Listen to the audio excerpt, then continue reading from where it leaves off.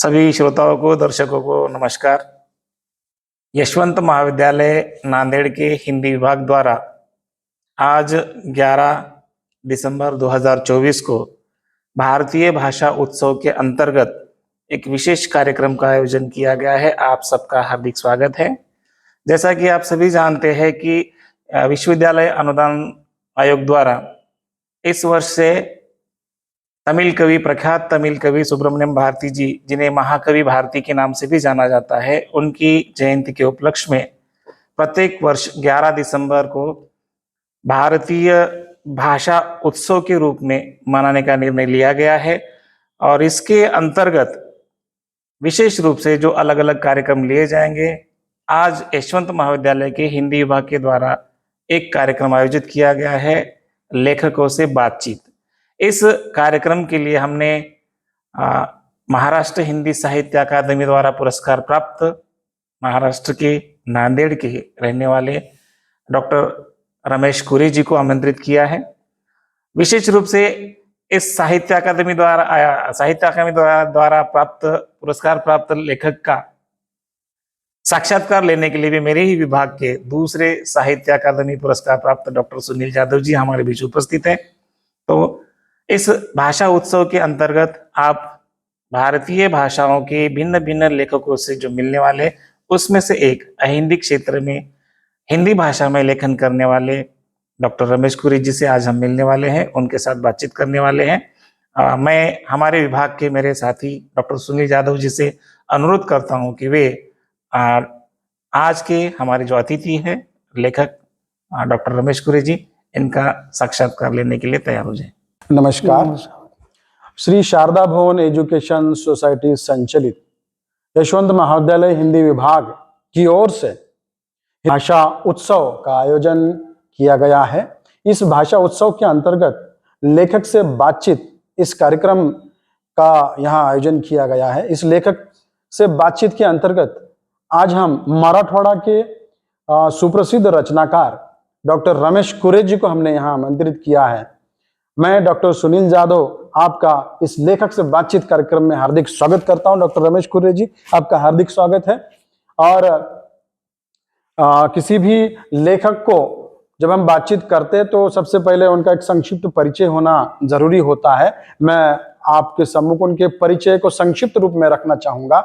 आप डॉक्टर रमेश कुरे जी, हिंदी साहित्य अकादमी पुरस्कार आपको हाल ही में मिला है। उनकी रचना आदिवासी साहित्य बिरसा मुंडा, आदिवासी क्षेत्र में आदिवासी साहित्य को लेकर आपका अच्छा खासा काम है। यही कारण है कि उनको हिंदी साहित्य अकादमी महाराष्ट्र राज्य द्वारा दिया गया पुरस्कार से उन्हें सम्मानित किया गया। आपका जन्म 15 जून 1959 को हुआ था। आपके माता पिता सौमुक्ता ई पार्वती कुरे जी माँ का नाम है और पिता का नाम श्री संभाजी भिकाजी कुरे जी है। आपका जन्म पानगांव तहसील रेनापुर जिला लातूर में हुआ है। और आपकी शैक्षिक योग्यताओं को यदि देखा जाए, एमए, बीएड, पीएचडी और आपने सेट परीक्षा को भी उत्तीर्ण किया है। पिछले लगभग 20 सालों से आप हिंदी अध्यापन का कार्य कर रहे हैं। आप प्रोफेसर हैं।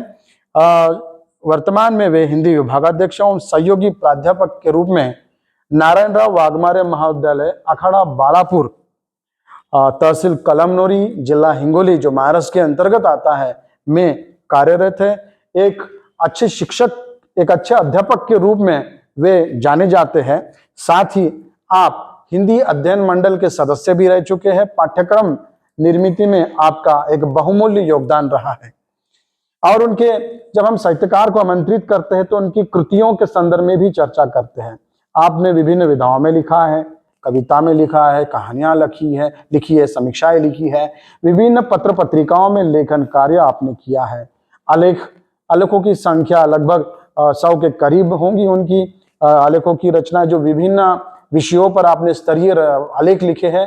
राष्ट्रीय अंतर्राष्ट्रीय स्तर पर वे अपने आलेखों को प्रस्तुत भी कर चुके हैं। वक्ता के रूप में विभिन्न स्थानों पर आपको आमंत्रित किया जाता है।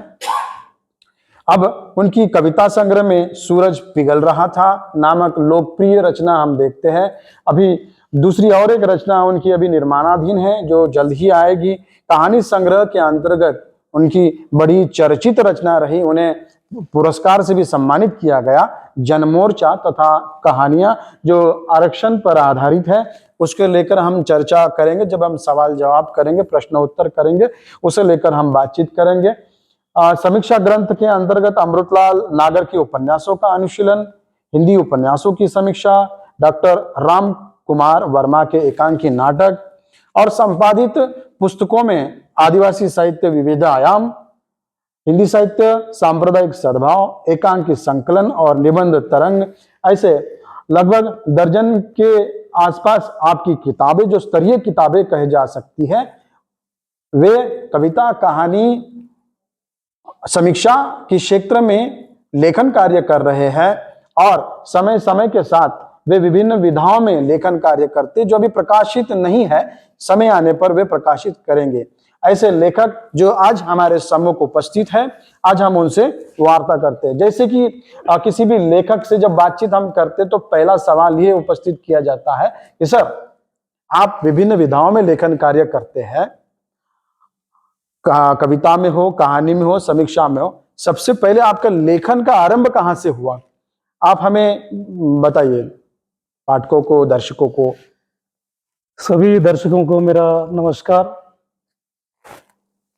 भारतीय भाषा उत्सव समारोह के अंतर्गत लेखकों से बातचीत कार्यक्रम का आयोजन शारदा भवन एजुकेशन सोसाइटी द्वारा संचालित यशवंत महाविद्यालय नांदेड़ के हिंदी विभाग द्वारा आयोजित किया गया है। इस कार्यक्रम में मुझे यहाँ प्रमुख अतिथि के रूप में निमंत्रित किया गया। इसके लिए मैं इस महाविद्यालय के हिंदी विभाग अध्यक्ष doctor Sandeep Paikrao, doctor Sunil Jadhav, doctor Sainath Sahu आदि सभी का हृदय से आभार व्यक्त करता हूं। और जैसे कि अभी मुझे आपने प्रश्न किया कि मेरे साहित्यिक यात्रा की शुरुआत कहाँ से हुई। जी बिल्कुल सर। मैं आपको बताना चाहूंगा कि मैं जब कक्षा 12वीं में पढ़ता था, जी 12वीं, ये बात सन 1990 की है जी, और मैं कॉलेज आने जाने के लिए पानगांव से परली ट्रेन से सफर करता था। और ट्रेन में बैठे बैठे मैंने खिड़की से बाहर देखा तो सावन का महीना था, निसर्ग में चारों तरफ हरियाली थी।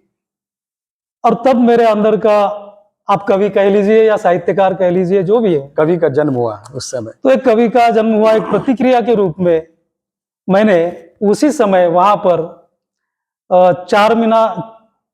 चार मीनार नाम के सिगारेट पॉकेट थे उस समय में। हाँ जी जी, उस समय। और मैंने वो पॉकेट उठाया और उसमें से एक खाली कागज निकाला। हाँ। और उसमें मैंने निसर्ग नाम की मेरी पहली कविता सन 1990 में लिखी। जी बहुत बहुत बहुत बधाई आपको। आपकी पहली कविता निसर्ग थी। मुझे इस बात को लेकर एक बात याद आई, निसर्ग को लेकर, कि मेरी भी पहली कविता निसर्ग पर लिखी थी। निसर्ग राजा मराठी में लिखी थी वो, जब मैं 12वीं कक्षा में उत्तीर्ण कर चुका था। क्या संयोग है कि कुरे जी की भी कविता निसर्ग पर लिखी और मैंने निसर्ग राजा पर लिखी है। और एक बात अच्छी है कि वो कागज पर, जिस कागज पर लिख रहे हैं, उनकी कर्मठता देखिएगा। चार मीनार का कागज मिलता है और उस पर वो लिखते हैं। नागार्जुन भी ऐसे ही, एक बार ऐसे ही हुआ कि नागार्जुन निराला से रूठे हुए थे, वो मिलना नहीं चाहते थे। तब ऐसे समय में अब नागार्जुन बाहर बैठे हुए हैं और वो कहीं तो कागज पड़ा हुआ है और वो कागज पर लिखना शुरू कर देते हैं। शायद मुझे लगता है कि महादेवी वर्मा हो सकती है। वापस आकर पूछते कि तुम्हारे पास तो कागज नहीं था, तुमने कैसे क्या लिखना शुरू किया? उन्होंने कहा कि यहाँ पड़ा हुआ था, मैंने लिखना शुरू कर दिया। तो मुझे लगता है कहीं ना कहीं आपके मन में जो कवि उत्पन्न हुआ है, तो उससे ये घटना जुड़ती हुई सी लगती है। ये बात क्या है सुनील जी, कि जब साहित्यकार के मन में साहित्य सृजन की वेदनाएं शुरू होती हैं, जी जी जी बिल्कुल, तब वो ये नहीं देखती कि आप कहाँ बैठे हो, आपके हाथ में कागज है, पेन है, कलम है, तो वो साहित्यकार का हृदय चीर कर बाहर आती है।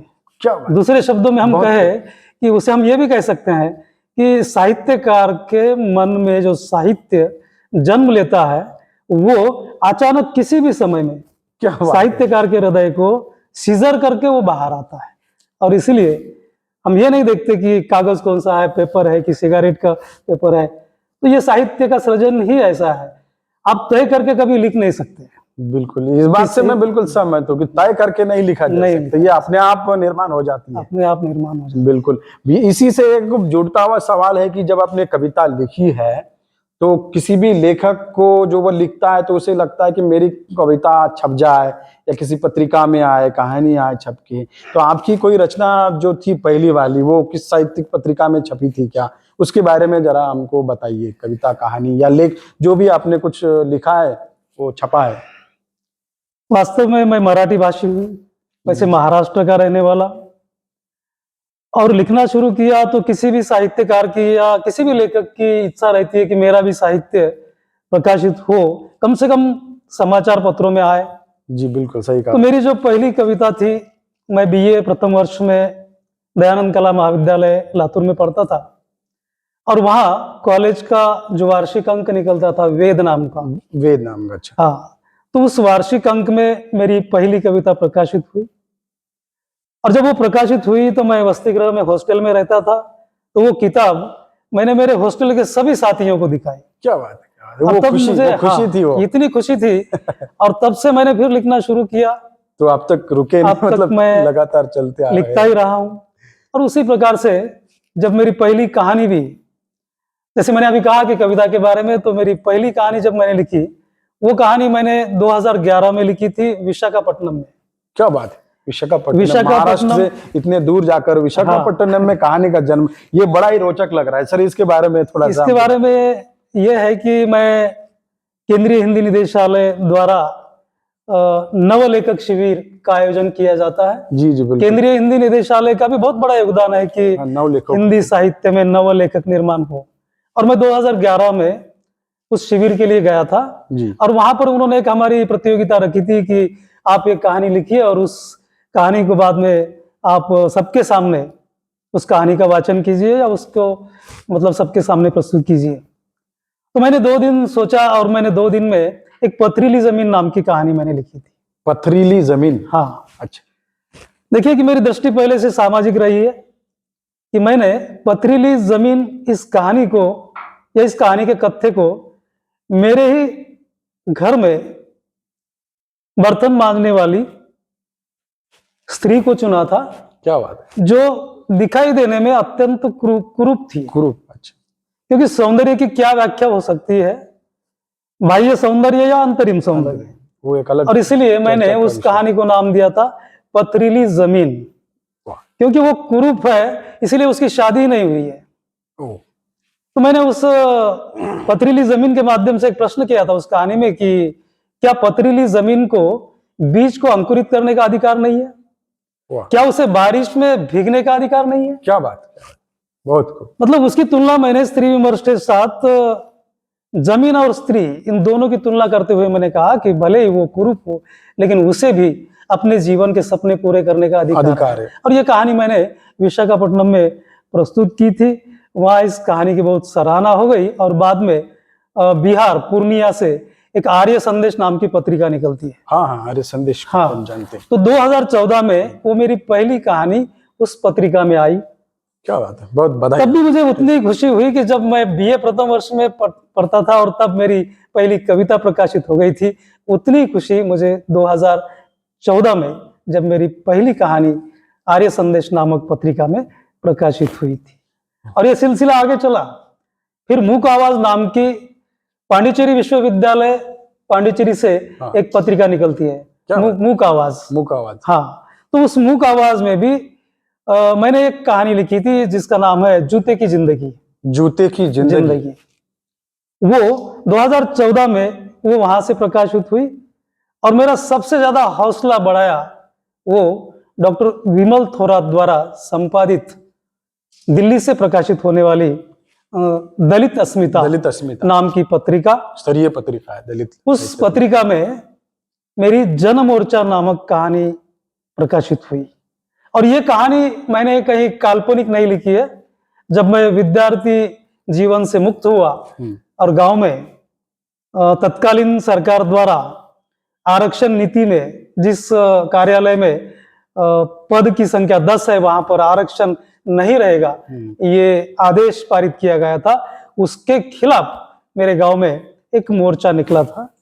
गांव के सभी मागास वर्गीय या पिछड़े वर्ग के जितने भी लोग थे, उन सभी लोगों ने मिलकर पहली बार गांव में इतना बड़ा मोर्चा निकाला था।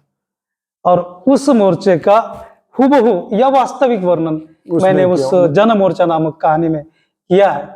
और तब से मैंने कई सारी कहानियां लिखी और उन कहानियों का संग्रह, जिसे हम कहते हैं कि जन मोर्चा तथा अन्य कहानियां, ये करीब 12 कहानियों का संग्रह मेरा प्रकाशित हो चुका है। क्या खास बात है कि आपकी जो कहानियों का जन्म है अब महाराष्ट्र में है, महाराष्ट्र के बाहर आपकी कहानियों का जन्म होता है। विशाखापट्टनम में है, पांडिचेरी में है, पहली कविता का जन्म ट्रेन में होता है। लेखक की कुछ खास बात होती है कि कहीं कुछ विशेष है कि आपकी रचना ऐसे बाहर से निर्माण हो जाती है। अब इससे एक आरक्षण को लेकर मैं इससे जुड़ा हुआ एक सवाल आपसे पूछना चाहूंगा। आपने जनमोर्चा तथा अन्य कहानियां नामक लिखा है, आरक्षण को लेकर क्या खास संदेश आप जनता तक पहुंचाना चाहते हैं, या फिर उसमें जो भी कहानियां आपने लिखी है क्या सभी आरक्षण से जुड़ी हुई है या अन्य विषयों को लेकर भी उसमें आपने लिखा हुआ है? देखिए, ये जन मोर्चा तथा अन्य कहानियां, ये जो मेरा पहला कहानी संग्रह है, बात तो ये है कि आरक्षण पर आजकल महाराष्ट्र और सारे भारत में एक अलग प्रकार की चर्चा है। बिल्कुल, आज तो ये बड़ा ये माहौल ऐसा है कि दो अच्छे दोस्त भी आरक्षण पर खुलकर बात नहीं कर सकते। मैंने ये कई बार कहा है, कई व्याख्यान में भी मैंने कहा है कि आरक्षण पर दो अच्छे दोस्त जो एक दूसरे के बहुत ही प्रिय दोस्त है, लेकिन वो खुलकर बात नहीं कर सकते, क्योंकि आज तो मराठवाड़ा में ज्वलंत समस्या है। मराठवाड़ा और खास करके महाराष्ट्र में ये आरक्षण बहुत ही एक ज्वलंत प्रश्न बन गया है। लेकिन बात ये नहीं है, मेरी किताब इस आरक्षण आंदोलन के पहले की है, लेकिन आज अगर आप पढ़ेंगे तो आपको लगेगा कि ये आज का ही आंदोलन उसमें है। मतलब आपकी पहले की पूर्व दृष्टि देखिएगा, मतलब दूरदृष्टि है आपकी, लगभग 5 से 10 साल पहले आपने लिखा होगा। हाँ। और आपने कभी सोचा है कि आपने लिखा है और 10 साल के बाद ऐसा होगा? ऐसा नहीं सोचा। राजनीति में भी परिवर्तन लाएगा, समाज में परिवर्तन, दो दोस्त आपस में ठीक से बात नहीं कर पाएंगे आरक्षण के कारण। फिर भी मैंने उस किताब में करीब 12 कहानियों को लिखा है, और उस 12 कहानियों में प्रत्येक कहानी एक अलग विमर्श को लेकर है। क्या बात। अधिकतर कहानियां दलित विमर्श, दलित आरक्षण पर है जी, लेकिन कुछ कहानियां ये ओबीसी, अन्य पिछड़ा वर्ग, उस आरक्षण पर भी है। कुछ कहानियां ये स्त्री आरक्षण पर है, स्त्री आरक्षण। कुछ कहानियां ये किन्नर विमर्श पर भी है। अच्छा, मतलब जितने भी पिछड़े वर्ग के लोग हैं, फिर वो दलित हो, आदिवासी हो, पिछड़ा वर्ग हो, स्त्री हो, किन्नर हो, यहाँ तक कि एक कहानी उसमें अल्पसंख्यक विमर्श पर भी है। क्या बात, मतलब जितना पिछड़ा वर्ग है, हाँ, उनको लेकर आपने लिखा, जिसमें मानवतावादी दृष्टिकोण मुझे लगता है कि उसमें दिखाई देता है। हाँ।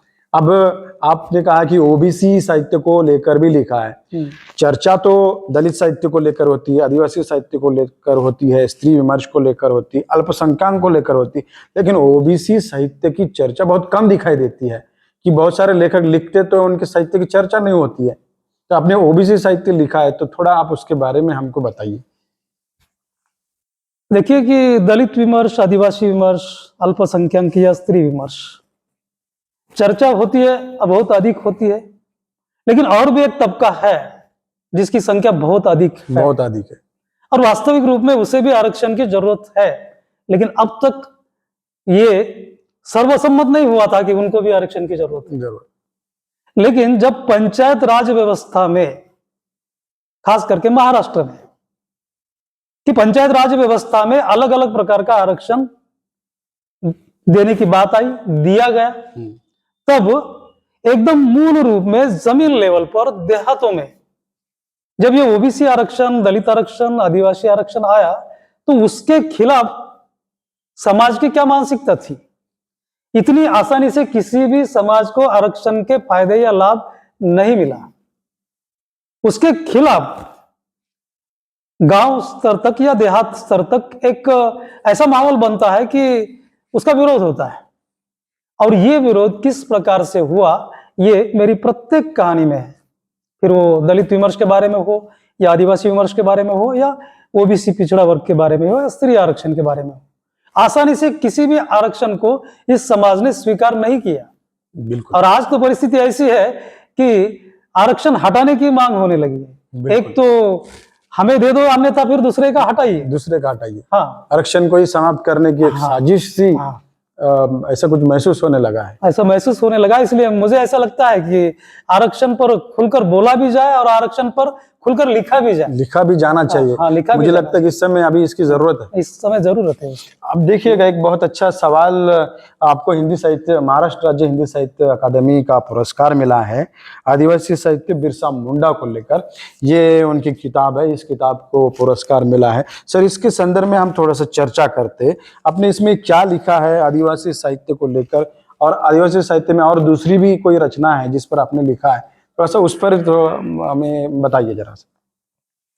वास्तविक रूप में आदिवासी साहित्य या आदिवासी विमर्श ये मेरे रुचि का विषय रहा है।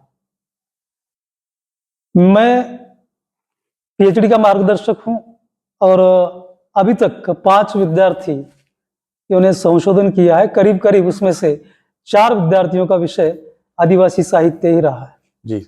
इसलिए आदिवासी उपन्यास हो, आदिवासी कविताएं हो या फिर आदिवासी यात्रा वृत्तांत हो, और उस पर मैंने भी और मेरे छात्रों ने भी कई सारे रिसर्च पेपर या शोधालेख लिखे हैं और ये मेरा पसंदीदा विषय था।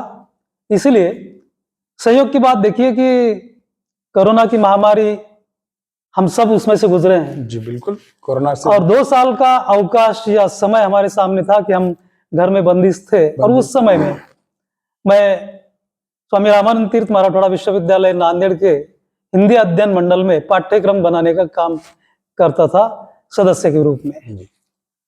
और मैं कई रचनाएं पढ़ रहा था, तो पढ़ते पढ़ते मुझे कुछ किताबें मिली। उसमें से धरती आबा नाम का एक नाटक है जो ऋषिकेश सुलभ जी ने लिखा है। इस नाटक के नायक ही है, या इस नाटक को हम ऐसा कहेंगे कि ये आदिवासी जननायक या भारतीय स्वतंत्रता संग्राम के जनजातीय जननायक, हाँ, उन्हें हम इस शब्द में बांधना नहीं चाहते, लेकिन जनजातीय जननायक जो आगे चलकर समस्त भारतीयों के जननायक बने जी, सही। उन पर ये धरती आबा नाम का नाटक था ऋषिकेश सुलभ जी का, और मैंने पढ़ने के लिए लिया। जब मैंने ये हाथ में नाटक लिया और पढ़ना शुरू किया, तब तक मुझे बिरसा मुंडा के बारे में इतनी जानकारी नहीं थी। थोड़ा बहुत मैंने पढ़ा था, लेकिन इतनी जानकारी नहीं थी। लेकिन मैंने वो नाटक पढ़ा, शुरू से लेकर अंत तक नाटक पढ़ने के बाद मैं इतना प्रभावित हुआ उस नाटक से कि मैंने मेरे मन में ठान लिया कि इनसे और कुछ पढ़ा जाए जी। फिर मैंने दूसरी रचना चुनी, सर्च की, और दूसरी रचना मुझे मिली, वो एक खंड काव्य था, उसका नाम जय बिरसा, और लेखक है जियालाल आर्य का हाँ, जय बिरसा खंड काव्य। वो खंड काव्य मैंने पढ़ा। ऋषिकेश सुलभ जी का धरती आबा और जियालाल आर्य जी का जय बिरसा रचनाएं अलग है, लेकिन विषय एक है। एक खंड काव्य है, एक नाटक है, लेकिन दोनों का विषय ये बिरसा मुंडा ये जननायक है और बिरसा मुंडा का भारतीय स्वतंत्रता संग्राम में योगदान क्या है, ये विषय था। और मैं इतना प्रभावित रहा कि जैसे मैंने कई बार कहा भी है मेरे कई साक्षात्कार में कि सन 1876 में या उसके करीब बिरसा मुंडा का जन्म होता है और 1900 तक आते आते उनकी मृत्यु होती है। 1900 मतलब करीब 23-24 साल ये बिरसा मुंडा के जीवन का कार्यकाल है। और एक 22-23-24 साल का एक युवक उस समय में, जैसे कि हम कहते हैं कि अंग्रेजी सत्ता पर कभी सूरज डूबता नहीं, एक आदिवासी युवक जिसकी पढ़ाई भी नहीं हुई है, केवल 4-5 साल वो मिशनरी के स्कूल में गए क्या, और वो वहां पर अंग्रेजों के खिलाफ, अंग्रेजों द्वारा जब आदिवासियों को गालियां दी जाती है, अपमानित किया जाता है या उनको लांछनास्पद व्यवहार किए जाते हैं, तब उस युवक के मन में अंग्रेजों के खिलाफ बगावत निर्माण होती है और अपनी जाति, अपने देश, अपने समाज के प्रति एक अस्मिता, अस्तित्व निर्माण होता है और वो अंग्रेजी स्कूल या मिशनरी का स्कूल छोड़ देते हैं और तब से वो युवक अपने समाज को जागृत करने का काम करता है। क्या बात है। एक युवक जो 20-22 साल का महज एक, हाँ, आजकल के युवाओं के लिए कितना बड़ा प्रेरणा स्रोत है वो।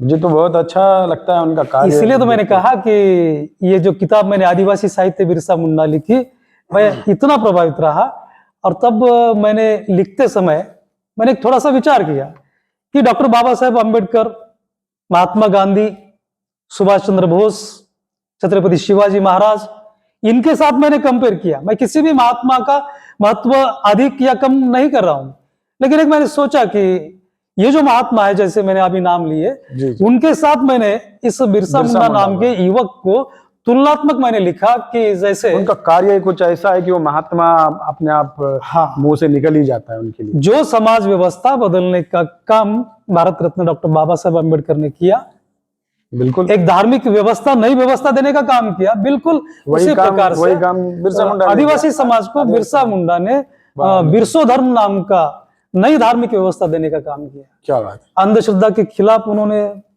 वातावरण तैयार किया।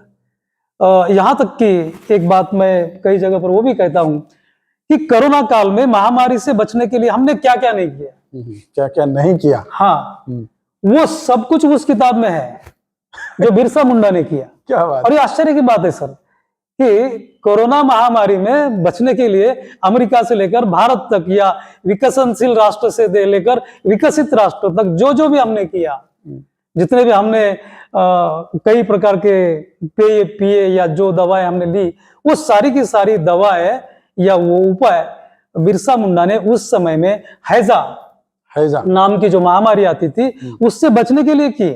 क्या बात। हल्दी के लेप लगाए, कई जड़ी बूटियों के काढ़ा जो है वो उन्होंने दिए, यहाँ तक कि हम जो कहते थे ना कि क्वारंटाइन करना, तो बिरसा मुंडा ने भी उस बीमारी से पीड़ित व्यक्ति को अलग रखने की व्यवस्था की थी। क्या बात। और उसके कपड़े धोने के लिए अलग ही नदी पर जाकर उसके कपड़े धोए जाते थे। अब ये बात अगर सामने आती है, दूरदृष्टि, आधुनिक दृष्टिकोण है। हाँ, तो इसलिए एक असामान्य व्यक्तिमत्व कहा जाए बिरसा मुंडा को तो भी अतिशयोक्ति नहीं होगी। इसीलिए आपको हिंदी साहित्य अकादमी का पुरस्कार मिला है। बहुत बहुत बधाई आपको इसके लिए। आप समीक्षा के क्षेत्र में लिखते हैं, कहानियों को लिखते हैं, आपने कहा कि आप कविताएं भी लिखते हैं। आपकी प्रकाशित जो कविता काव्य रचना है सूरज पिघल रहा था, ये उनकी रचना है। सर, इससे लेकर हम थोड़ा सा चर्चा करते हैं। आप अपनी जो मन पसंदीदा कविता है वो सुनाते हुए हमें इस संदर्भ में बताइए कि आप इस कविता में कौन सा संदेश आपने समाज को दिया है। सूरज पिघल रहा था, ये मेरा पहला कविता संग्रह है और उस कविता की भूमिका में मैंने स्वयं स्वीकार किया है कि ये मेरे शब्द है।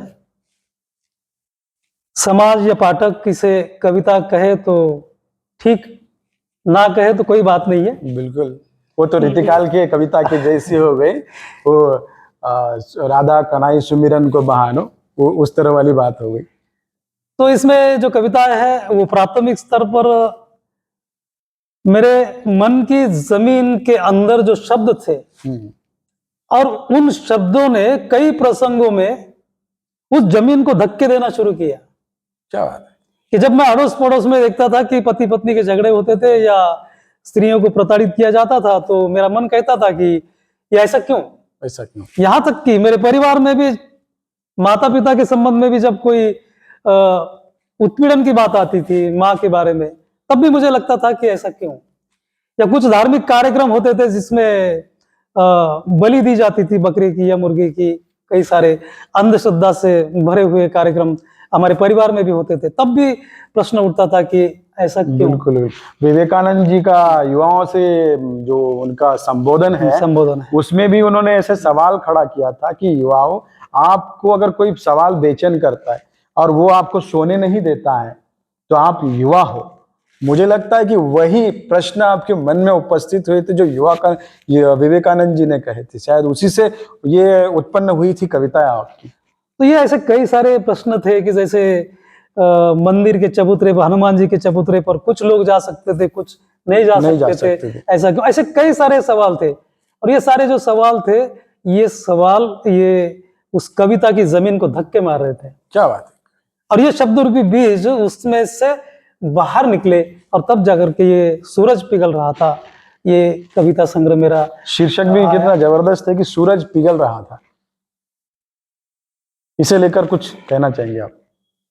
इसे लेकर बात यह है कि सूरज, हम कहते हैं कि पिघलता नहीं है। हाँ, वो मैं सोच रहा कि हाँ, आखिर ये पिघल कैसे रहा है? पिघलता नहीं है। हाँ। लेकिन इतनी सारी समस्याएं हैं कि सूरज जैसे व्यक्तिमत्व को भी यहाँ पर पिघलना पड़ता है। पिघलना पड़ता, मतलब संवेदना। सूरज भी मजबूर है यहाँ पर। क्या बात है कि वो भी समाज की समस्याओं को, हाँ। उनकी संवेदनाओं को, दुखों को देखकर वो भी पिघलता हुआ नजर आता है।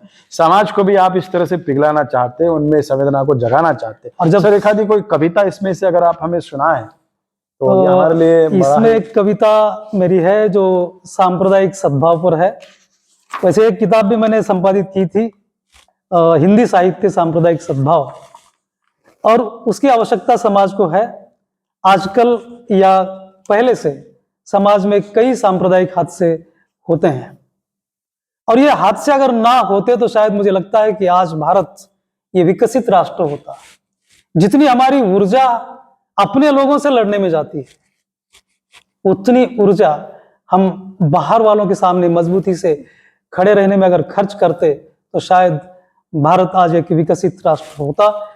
लेकिन ये समस्याएं पहले भी थी, आज भी है, लेकिन कभी कहीं ना कहीं मुझे लगता है कि ये समस्याएं नहीं होनी चाहिए। तो इसलिए मैंने एक सांप्रदायिक सद्भाव पर, एक गांव में जब दो संप्रदाय के लोगों में दंगा फसाद होता है और उसमें उस गांव का क्या होता है, सांप्रदायिक हिंसा के कारण हाँ, कि एक हरा भरा गांव कैसे उजड़ जाता है, गुजर जाता। और वहां किसी धर्म का व्यक्ति मरता नहीं है। तो कौन मरता है? वहां एक आबाद गांव और एक इंसान की मृत्यु होती है। क्या आबाद और गांव इसीलिए इंसान की- हमें आबाद गांव के इंसानों को अगर बचाना है तो हमें सांप्रदायिक दंगों से बचना चाहिए और सांप्रदायिक सद्भाव समाज में अधिकतर निर्माण करना चाहिए। इसीलिए एक दो दोस्तों का संवाद है इस कविता में। जी बिल्कुल। कि दो दोस्त है, आपस में वो अलग अलग संप्रदाय के हैं, लेकिन दोस्ती तो बहुत है। लेकिन गांव में तो सांप्रदायिक दंगा हुआ है, और तब एक दोस्त दूसरे दोस्त से पूछता है कि दोस्त अपना गांव, क्या दोस्त अपना गांव एकता का प्रतीक सब धर्मों को गाता था। कि अपना गांव तो एकता का प्रतीक था, और यहाँ पर हिंदू, मुसलमान, सिख, ईसाई, बौद्ध, जैन, ये सभी धर्मों को गाता था। जन गण मन की धुन पर भारत माँ की जय बोलता था। अरे वाह, क्या बात है। बहुत- मतलब गांव के सभी बच्चे स्कूल में जन गण मन की जब धुन हमारे राष्ट्रगान की आती थी तो भारत माँ की जय बोलता था। देखिए आगे मैं कह रहा हूं कि मंदिर की आरती में आजान का सुर था। आह, क्या मंदिर की आरती में आजान का सुर था। महावीर के चेहरे पर तथागत का नूर था। अरे वाह, क्या बात है। महावीर के चेहरे पर क्योंकि ये तथागत गांव का नूर था। वाह, हाँ, बहुत खूब। कि आबाद गांव है और सभी धर्मों को गाता है, तो महावीर के चेहरे पर तथागत का नूर था। अचानक कैसे बाहर आए आस्तीन के सांप। ओह, मतलब गांव तो इतना आबाद है, लेकिन अचानक कैसे बाहर आए आस्तीन के सांप। भड़क उठी दंगल, जलने लगी रात। क्या बात। गांव में बहुत खूब। दंगा फसाद हुआ, जलने लगी रात। जल गई झोपड़ी बर्तन, ओह, जल गई झोपड़ी बर्तन, सुहाग की चूड़ियां फूटी, कवारियों की चीख, गांव की इज्जत लूटी। ओह, सब कुछ भयानक तहस मंजर। नहस हुआ। और ये मैंने भी अनुभव किया है। कुछ काल्पनिक है, लेकिन मैंने जितना भी लिखा है कहीं ना कहीं उसमें मेरा अनुभव है। उस वास्तविक दृश्य हाँ। को उसमें बताया। तो आगे मैं उस कविता में कह रहा हूं कि जिनके दोस्त, कह रहा दोस्त हूं, कि जिनके गले मिलते थे सदा, क्या बात। आपस में हम मिलते थे, जिनके गले मिलते थे सदा, वही चलने लगे हथियार, आंगन की रंगोली पर खून की बहीधार। क्या बात। कि जो गले एक दूसरे को मिलते थे उसी गले पर हथियार चलने लगे। बिल्कुल। जिस रंगोली पर स्वागत होता था आंगन में, उस रंगोली पर खून की धार बहने लगी। आंखों के आंसू भी, दहशत के शोले हुए, छोटे छोटे बच्चे भी तलवार पर झेले गए। कौन जाने यहां, जो वो सवाल मैंने किया था ना आपको कि कौन जाने यहां मुसलमान की हिंदू मरा, कौन जाने यहां मुसलमान की हिंदू मरा, दुनिया में इंसानों का आबाद गांव मरा। क्या बात, बहुत सही, बहुत सही। कि भले ही यहाँ हिंदू की मौत हुई होगी या मुसलमान की, लेकिन आबाद दुनिया गांव में है। एक आबाद गांव था जो तथागत महावीर आरती और अजान को गाता था। ऐसा गांव वहां मरा, आबाद गांव मरा पुलिस की तलाशी में। बाद में पुलिस की तलाशी हुई, दोस्त एक दूसरे दोस्त को पूछ रहा है। मैं अंतिम प्रसंग में बहुत ही भावनिक हूं, और ये करीब करीब अंतिम प्रसंग है ना मेरे स्कूल का ही है, और करीब करीब 99% ये सच है। क्या है देखिए कि पुलिस की तलाशी में कई दरिंदे पकड़े गए, मैं अब तक नहीं समझ पा रहा हूं दोस्त। मैं उस दोस्त को पूछ रहा हूं कि मैं अब तक नहीं समझ पा रहा हूं दोस्त कि तेरे बक्से के किताबों के हथियार कैसे हुए। ओह क्या बात है, बक्से के किताबों के हथियार कैसे हुए? क्योंकि तेरे बक्से में तो किताबें रखी थी, ये आज के वास्तविकता है। लेकिन पुलिस की तलाशी में तो उसमें तो हथियार निकले। और यहाँ इस पर विश्वास करे, यही समझ में नहीं आ रहा है। यहाँ ये कविता मेरी समाप्त होती है। कविता का ये सिलसिला मेरा आगे भी बढ़ा क्या बात है। ये एक कविता जो दिल को छू जाती है। इस कविता से हमें पता चल जाता है कि आपकी कविता किस प्रकार की होगी। सर, कविताएं हमने सुनी, कविताओं को लेकर आपसे बातचीत की हमने, कहानियों को लेकर और अकादमी पुरस्कार प्राप्त आदिवासी साहित्य को लेकर हमने, अलग अलग विधाओं को लेकर जो लिखा है आपने उसे लेकर चर्चा की। आप एक लेखक होने के नाते वर्तमान समाज को, नई पीढ़ी को क्या संदेश देना चाहेंगे?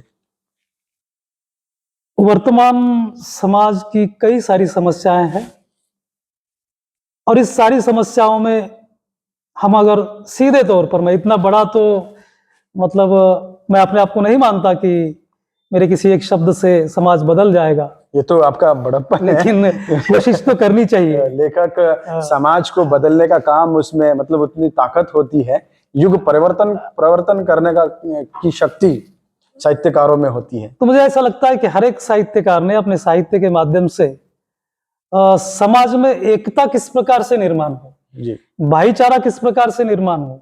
आज जो माहौल बना है कि जाति धर्म को लेकर, वो माहौल नहीं होना चाहिए। क्योंकि क्या है कि अगर भारत को आगे अगर बढ़ना है ना, तो इसके सिवा दूसरा कोई सहारा नहीं। कोई सहारा। हम जितना आपस में लड़ते रहेंगे, देखिए कि हमारे देश का इतिहास ये आक्रमण का इतिहास रहा है, बिल्कुल।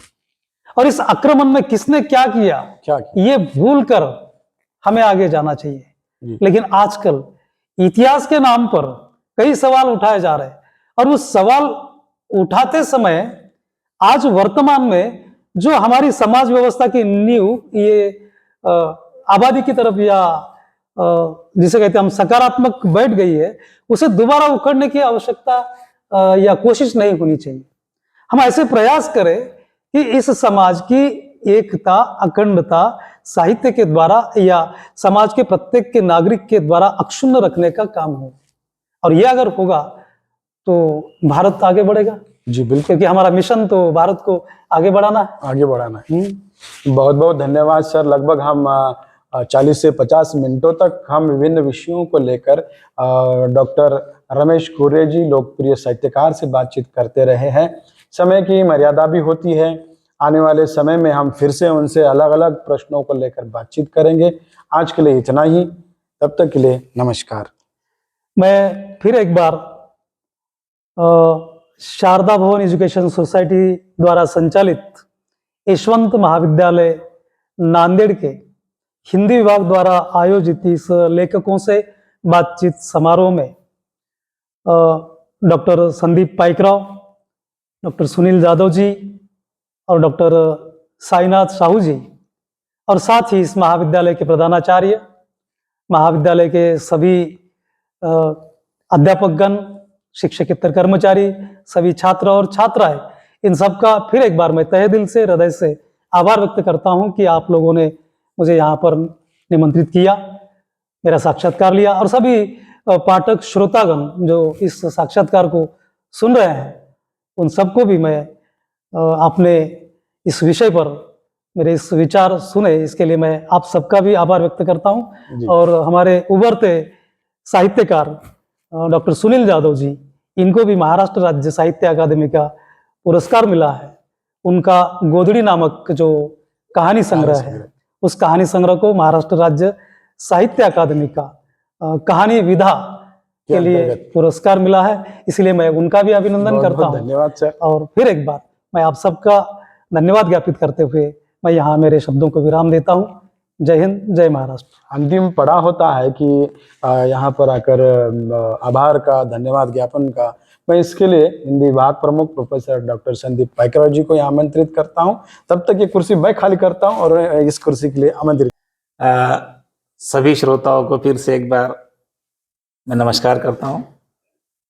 विश्वविद्यालय अनुदान आयोग द्वारा जो हाल ही में सूचना निकाली गई थी 6 दिसंबर को, जिसमें ये कहा गया था कि पूरे भारतवर्ष में एक भाषा उत्सव मनाया जाए। तमिल प्रसिद्ध कवि जिनके स्मृति में, जिनके जयंती के उपलक्ष्य में हर साल आने वाले प्रतिवर्ष 11 दिसंबर को ऐसा एक भाषा उत्सव मनाया जाए, उसी के अंतर्गत विश्वविद्यालय ने कल ही हमको सूचना दी थी, और जिसके आधार पर आदरणीय प्रधानाचार्य डॉक्टर GN शिंदे जी से हमने अनुमति ली और तुरंत एक कार्यक्रम आयोजित किया, और उस कार्यक्रम के लिए आपने हमें स्वीकृति दी, इसलिए आपका बहुत बहुत धन्यवाद। और इस कार्यक्रम के साथ जुड़े हुए जो अन्य लोग हैं, इस आभासी मन से जुड़े हुए जो छात्र है, श्रोता है, या जो साहित्य में रुचि रखने वाले सारे तमाम लोगों को मैं धन्यवाद देता हूं कि उन्होंने हमारी बात सुनी। विशेष रूप से इस कार्यक्रम का साक्षात्कार लेने के लिए मेरे विभाग के डॉक्टर सुनील जाधव जी ने जो परिश्रम लिया है, वे भी एक अच्छे साहित्यकार है। ये हमारा सौभाग्य, हमारे कॉलेज का सौभाग्य है कि हमारे महाविद्यालय में, मेरे विभाग में एक हिंदी साहित्य अकादमी द्वारा पुरस्कार प्राप्त साहित्यकार अध्यापक के रूप में कार्यरत है, जो हमेशा ऐसे कार्यक्रम, अलग अलग कार्यक्रम लेते रहते हैं। और ये जिम्मेदारी हमने उनके ऊपर ही सौंपी थी और उन्होंने इस जिम्मेदारी को बखूबी निभाया है और बहुत कम समय में इस कार्यक्रम का आयोजन किया, इसलिए उनका विशेष आभार। मेरे विभाग के साथी डॉक्टर साईनाथ साहू जी, उन्होंने जो परिश्रम लिया है, हालांकि इस पूरे कार्यक्रम में इन दोनों का बहुत बड़ा योगदान रहा है, इसलिए दोनों का भी बहुत बहुत धन्यवाद। और विशेष रूप से आपने इतनी व्यस्तता के बावजूद महाविद्यालय करके यहाँ पर आने के बाद में, या विशेष रूप से हम कहेंगे कि आपको पहले हमने ज्यादा समय नहीं दिया है तैयारी करने के लिए, फिर भी कहते ना किसी साहित्यकार को अपने मन की बात रखने के लिए समय की आवश्यकता नहीं होती। तो आपके आज के साक्षात्कार से निश्चित रूप से हमारे छात्रों को एक नई ऊर्जा मिली है, नई प्रेरणा मिली है, क्योंकि हमारे पास भी एक हिंदी साहित्य परिषद चलती है जिसके अंतर्गत नवनवीन साहित्यकार अपनी रचनाएं लिखते हैं। अच्छा। हाल ही में हमने एक हमारे छात्रों का काव्य ग्रंथ प्रकाशित किया था, जिसका संपादन डॉक्टर सुनील यादव जी ने किया था, नई कलम नाम से, जिसमें BSc के छात्रों का जो छात्रों की कविताएं हमने प्रकाशित की थी। और इस बार भी एक दूसरा संकलन आने वाला है, शीघ्र ही वो आएगा, वो प्रकाशन है। फिर से एक बार सर आपने समय दिया और विशेष रूप से आपकी जो रचनाएं हैं, रचनाओं के साथ साथ समाज के लिए जो एक विशेष संदेश है वो दिया, इसलिए बहुत बहुत धन्यवाद। धन्यवाद सर।